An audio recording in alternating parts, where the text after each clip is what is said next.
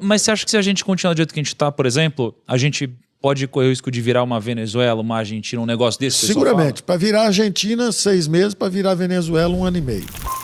Olha, se você não mora dentro de uma caverna, você provavelmente já viu uma enxurrada de posts dizendo que o Brasil está no caminho de se tornar uma Venezuela. Mas esses alarmes eles funcionam muito emocionalmente, porque eles vendem pânico e eles geram cliques e insegurança nas pessoas. Mas a pergunta que fica é, essa comparação faz sentido do ponto de vista econômico? Uma análise sobre tudo isso você vai ver nesse vídeo. Então a primeira coisa é, por que muita gente fala da Venezuela? E qual a emoção por trás disso? Então, geralmente, as comparações com a Venezuela vendem bem porque a história é chocante. Era um país rico em petróleo que virou sinônimo de miséria e hiperinflação no mundo inteiro. Então, basicamente, a lembrança é forte, que no calor do noticiário, qualquer instabilidade vira essa comparação. Mas esse pânico tem duas falhas lógicas muito importantes. A primeira é que ele normaliza causas diferentes. A Venezuela em si colapsou por causa de um colapso do setor que financiava o Estado, que era o petróleo. E isso foi por diversos fatores, pela má gestão estatal, por corrupção institucionalizada e por uma combinação de sanções internacionais que foram aplicadas ao país.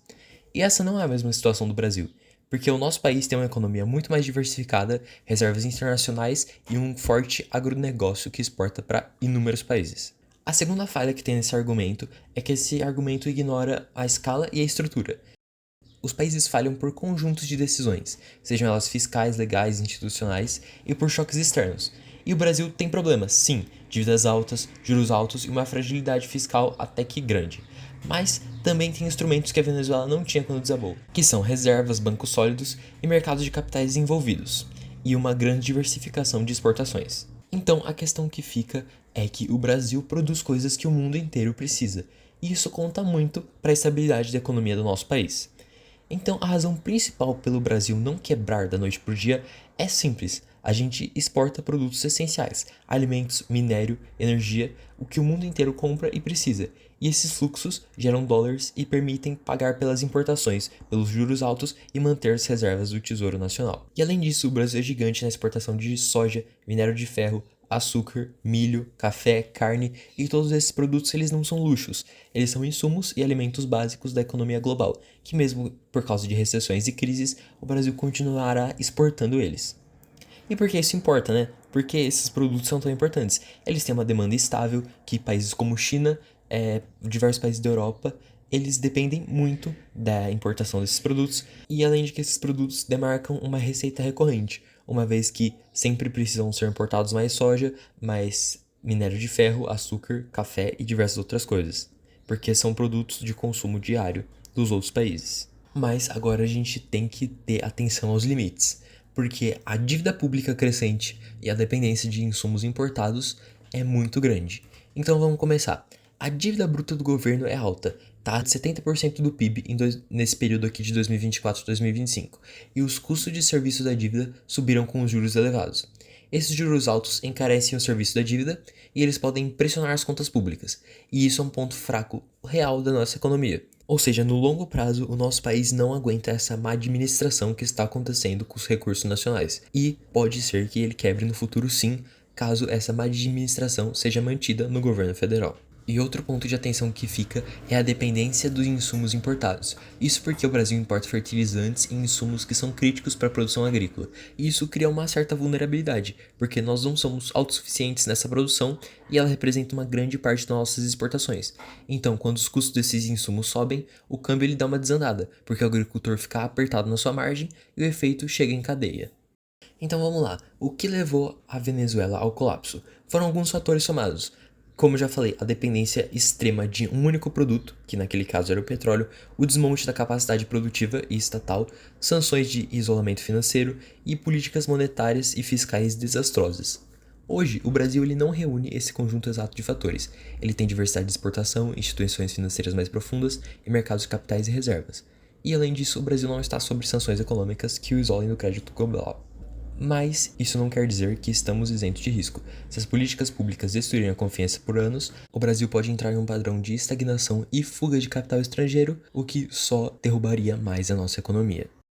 E aí, beleza, a gente não fez nenhuma reforma, nada acontece, sei lá, ninguém tá afim de fazer um sacrifício hoje, nada acontece. Aí a nossa dívida sobe de 90 para 95, para 100, para 105, 110, 120, Esse é o caminho da miséria. Então, o que vai acontecer com a gente? Não, se isso acontecer, porque para construir uma nação forte, você leva às vezes décadas. Para construir um desastre econômico são alguns meses. Pior das hipóteses, anos. 1, 2, 3 anos você estraga tudo. Agora, para construir a nação próspera, 10 anos, 15 anos de boas políticas consequentes, bem desenhadas. Ou seja, isso não vai acontecer do dia pra noite, mas no longo prazo, se as coisas não se arrumarem, é muito possível que um futuro ruim nos aguarde. Bom, mas agora uma coisa importante de se pontuar é que o nosso risco ele é político e não técnico.